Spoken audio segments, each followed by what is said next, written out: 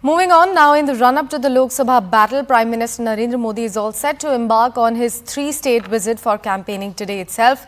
Prime Minister will begin by addressing a public rally in Bihar's Navada today. Prime Minister is also going to visit storm-hit Jalpaiguri in West Bengal today itself and will address a public gathering there as well. In the evening, he will kickstart the BJP election campaign in Madhya Pradesh by leading a roadshow in Jabalpur. This will be Prime Minister's first visit to Madhya Pradesh after the Model Code of Conduct came into force on March of 16th.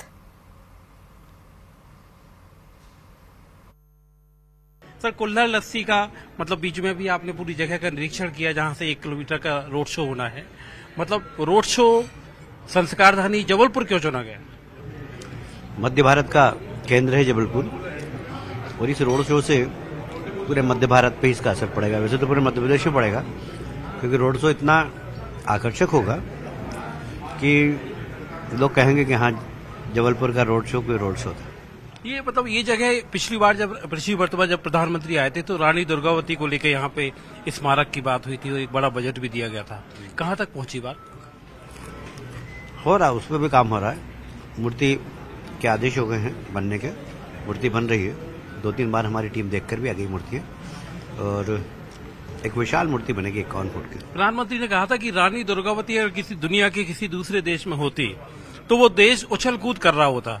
तो आपको क्या लगता है, हिंदुस्तान में रानी दुर्गावती की वीर गाथा को पहचाना नहीं गया?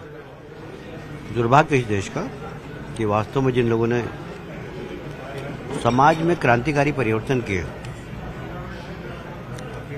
जिन लोगों ने स्वतंत्रता के आंदोलन में जबरदस्त लड़ाई लड़ी, अपना सब कुछ न्यौछावर कर दिया, उन लोगों को इतिहास के पन्नों में जितना स्थान मिलना चाहिए नहीं मिल पाया।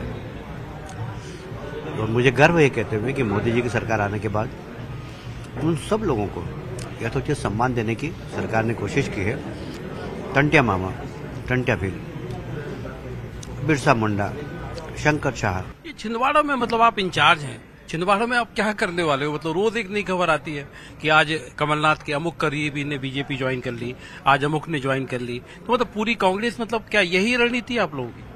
देखिए, हमें चुनाव जीतना है और हम चुनाव जीतेंगे और चुनाव जीतने के लिए जो भी करना होता वही कर रहे हैं। कोई ऐसा अनैतिक काम तो कर नहीं रहा और इसलिए चुनाव जीतेंगे, 100% जीतेंगे। छिंदवाड़ा इस बार रिकॉर्ड बनाएगा। लेकिन कमलनाथ के करीबी क्यों निशाने पर?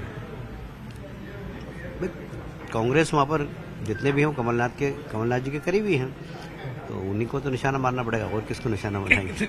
आपका गोल लेकिन सही लग रहा है हर बार? हाँ, कोशिश हम कर रहे हैं कि हमारा निशाना ठीक जगह लगे। तो जो न्यायपत्र जो कांग्रेस की तरफ से मैनिफेस्टो आया, उन्होंने कहा कि हम किसानों को एमएसपी की लीगल गारंटी देंगे।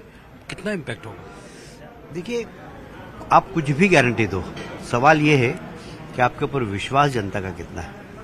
हमें कहते हुए गर्व है कि मोदी जी के ऊपर जनता का विश्वास है। मोदी जी जो बोलते हैं वो करते हैं। कांग्रेस जो बोलती है वो कभी नहीं करती, इसलिए उनकी गारंटी से जनता के ऊपर कोई असर नहीं होगा। तो कौन सी गारंटी चलेगी इस चुनाव में? मोदी गारंटी और सिर्फ मोदी गारंटी। दिग्विजय सिंह का क्या देख रहे हो आप? राजगढ़ का चुनाव इंटरेस्टिंग हो रहा है क्या?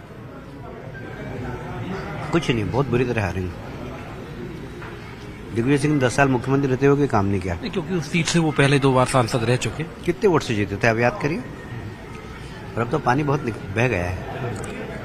तो मतलब इस बार आप छिंदवाड़ा का किला भी तोड़ रहे हैं? हम 29 को 29 सीट जीतेंगे और मार्जिन से नहीं, लाखों से जीतेंगे।